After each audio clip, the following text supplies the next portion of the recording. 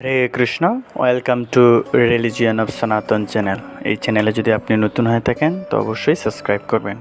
আজকে আমাদের আলোচনার বিষয় হচ্ছে, আমরা অনেক সাধুর মুখে শুনি যে পৃথিবীতে নাকি 84 লক্ষ জীবজনী রয়েছে। পৃথিবীতে 84 লক্ষ জীবজনী রয়েছে। এই যে 84 লক্ষ জীবজনী, সেগুলো বিষয়ে আজকে আমরা জানব। তো ভিডিওটি শুরু করা যাক। হরে হরে হরে রাম হরে রাম রাম রাম হরে হরে। আচ্ছা, সাধুরা যে বলে পৃথিবীতে 84 লক্ষ যোনি রয়েছে। এই 84 লক্ষ যোনিগুলো হচ্ছে, এদের মধ্যে 9 লক্ষ জলচর। জলচর বলতে যারা জলে বসবাস করে, এরকম প্রাণী রয়েছে 9 লক্ষ। তারপর 20 লক্ষ উদ্ভিদ। উদ্ভিদ বলতে গাছপালা, এই জাতীয় যে যোনিগুলো রয়েছে, এগুলো রয়েছে 20 লক্ষ। আর 11 লক্ষ কৃমি কীট, অর্থাৎ কৃমি জাতীয়, পোকা জাতীয় যে বিষয়গুলো রয়েছে, সেই যোনিগুলো রয়েছে কত? 11 লক্ষ। আর 10 লক্ষ পাখি রয়েছে।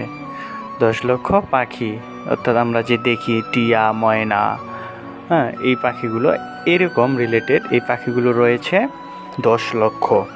এবং 30 লক্ষ পশু। 30 লক্ষ কী রয়েছে? পশু, যেমন গরু, ছাগল, হাঁস, মুরগি, দেন টাইগার, এই বিষয়গুলো, এগুলো হচ্ছে 30 লক্ষ।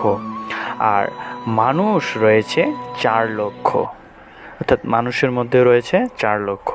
তাহলে আমরা যদি দেখি যে, তাহলে 9 লক্ষ জলচর, 20 লক্ষ উদ্ভিদ, 11 লক্ষ কৃমিকীট, 10 লক্ষ পাখি এবং 30 লক্ষ পশু, 4 লক্ষ মানুষ, এই মিলিয়ে 84 লক্ষ যোনি।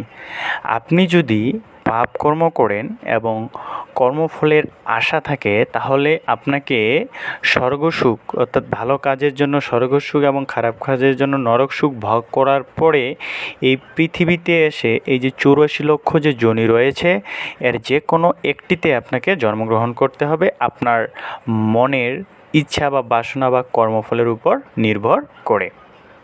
তাই শাস্ত্রে সাধুরা বলে যে এই 84 লক্ষ যোনি আমাদের ভ্রমণ করে তারপরে আমরা এই মনুষ্য জন্ম পাই, দুর্লভ মনুষ্য জন্ম। তো অবশ্যই আমরা এই মনুষ্য জন্ম কাজে লাগাবো এবং পরমেশ্বর ভগবান শ্রীকৃষ্ণের প্রতি আমরা আত্মসমর্পণ করব। তাহলে আমাদের জীবনের সার্থকতা আসবে। হরে কৃষ্ণ। আবারও বলতেছি, চ্যানেলে নতুন হয়ে থাকলে অবশ্যই সাবস্ক্রাইব করবেন।